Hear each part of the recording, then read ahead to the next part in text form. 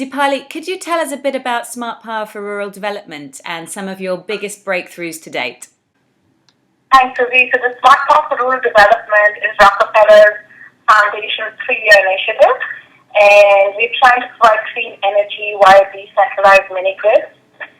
This initiative is really trying to deliver reliable electricity and catalyze economic development among underserved rural populations in over 1,000 villages in Bihar and Uttar Pradesh, which are two very important states where the access to energy is a huge issue. So we're hoping to do this by 2018. This initiative is the first of its kind to provide electricity access because it's not just only looking at lighting, but also using energy for productive use. We're gathering unique insights really on a couple of aspects. The first one is really around technical rollout of mini-grids. The second one is around consumer demand. The next important piece is the willingness to pay because, when you're really looking at rural areas in India, there is that myth around people's ability to pay. And we're seeing the customers making clear choices. So even in some of the villages where we have our mini-grids, the grids have arrived, where the tariff is much lower than what is being charged to the mini-grid that have been set up. So people are going in for the expensive option because they're looking for reliable energy. So that's an important breakthrough for us.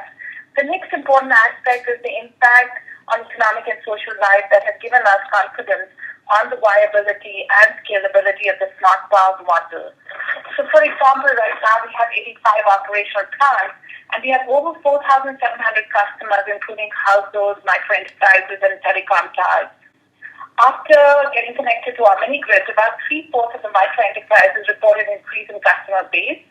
Many of the commercial establishments also started to diversify and expand their businesses. The telecom tower operators are also relying a lot less on diesel as a backup. So I think these have been some of the significant breakthroughs that we have seen through this initiative. That's fantastic. And you mentioned there are a number of different stakeholders in terms of the businesses and the consumers. What are some of the key actions from those stakeholders that have enabled you to get so far as you have with the project? So let me start with the policymakers, and we're really working very closely with them to really promote an enabling environment that will facilitate investment in the mini-grid sector. There's now concrete action which is being taken by the national and state level policymakers and the regulators to really align the mini-grid development and streamline the approval processes so that this is significantly reducing the uncertainty and increasing the market opportunity. Because so far, if you talk to any developer, one of the biggest risks that they were facing was that there wasn't really any policy framework that they could really fall back on in case there were any challenges that they faced. So I think this has been something that is pretty significant. For example, with the Ministry of Renewable Energy, we worked around seeing how within the off-grid and decentralized application program, particularly around the National Solar Mission, how they've incorporated this whole mini-grid framework in and how they're going to be supporting that sector. So I think that is pretty significant. The forthcoming mini-grid policy in the state of Uttar Pradesh is also a welcome sign, where we are seeing the state government is keen to leverage the full potential of the sector by creating a more favorable environment for investors, energy-serving companies, and entrepreneurs. We're working very closely with 5 energy-serving companies who are actually operating these 85 plants on the ground.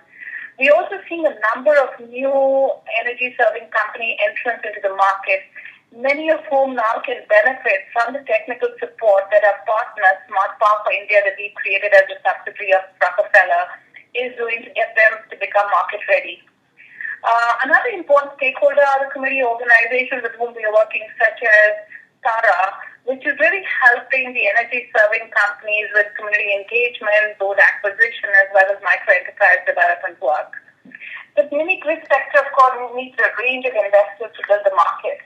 And we're in the process of really helping in setting up a mini-grid financing facility that can blend different forms of capital to help drive the sector. So this, in a nutshell, is the kind of range of stakeholders with whom we are working to really promote the mini-grid sector within India.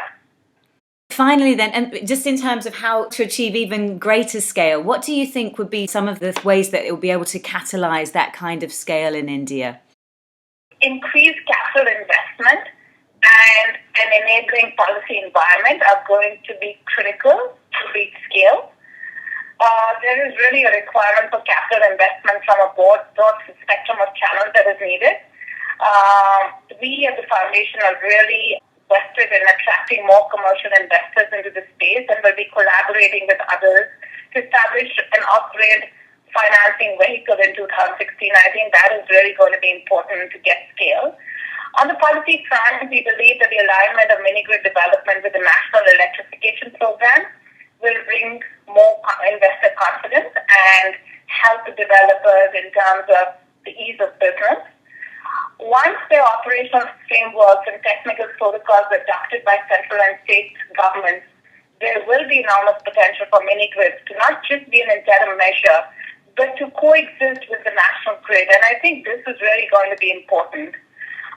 India and the Indian companies can be at the forefront of the global mini-grid sector by the government really focusing more on the policy framework, which will really help attract a lot of investments, because I think the needs in India are pretty significant and there's not one player that can really respond to it. So I think really working across the different stakeholders and getting them together so that there's more synergy is really going to be how India can achieve scale and really reaching out to the millions of rural villagers who still don't have access to reliable energy.